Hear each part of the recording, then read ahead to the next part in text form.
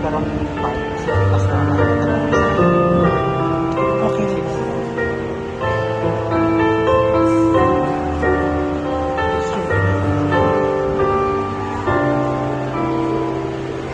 Si Maria, isa ka matutong kaalagad sa Ginoo.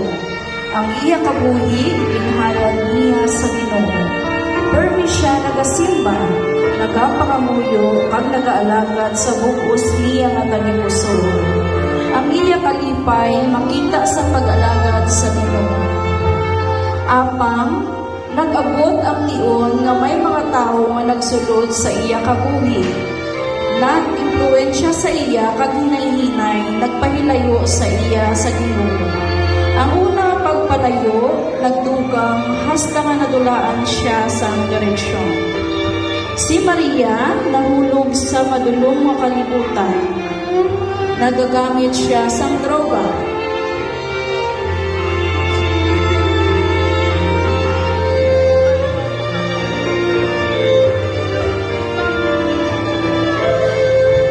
Nagasigarilyo.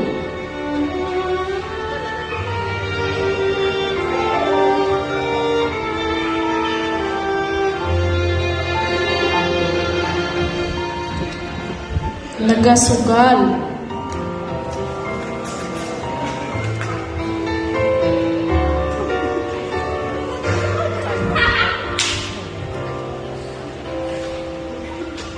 Nagainom.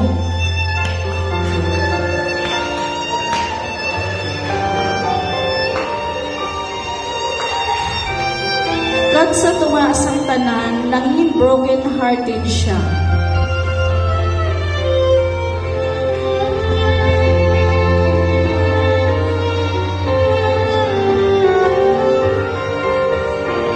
Ang kasakit sa iya tagipusoon, nanging mas mabudlay pa kaysa sa iya ginahimo nga mga bisyo.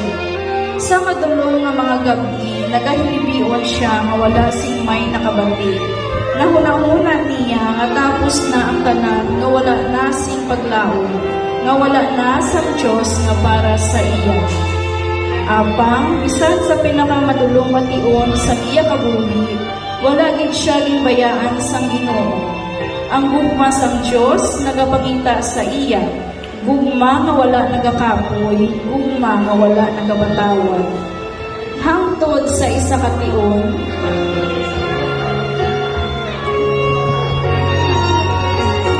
ingog sa liwat Maria ang iya tagipusoon sa Ginoo. Salud.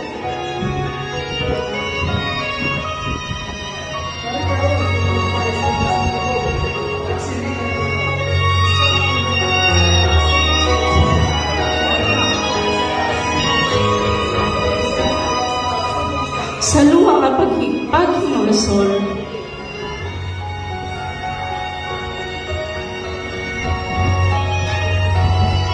nagpanumbalik siya sa Ginoo. Sa iyang pag-alaga,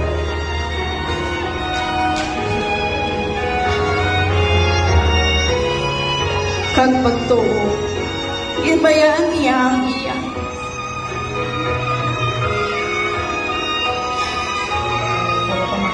sila.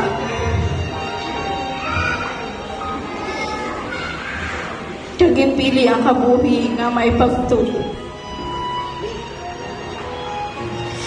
Subong si Maria nagbalik sa Ginoo. Hindi na pareho sa una, kundi mas maligom. Ang iya na istorya, isa kapag pamatuod, nga bisan ano pa kalawig ang aton pagpalayo sa Ginoo, siya handa permi magbaton ka magpatawad sa aton. May paglaom, may gugma nga himpit, may kaluwasan, kag may bag-o nga kabuhi.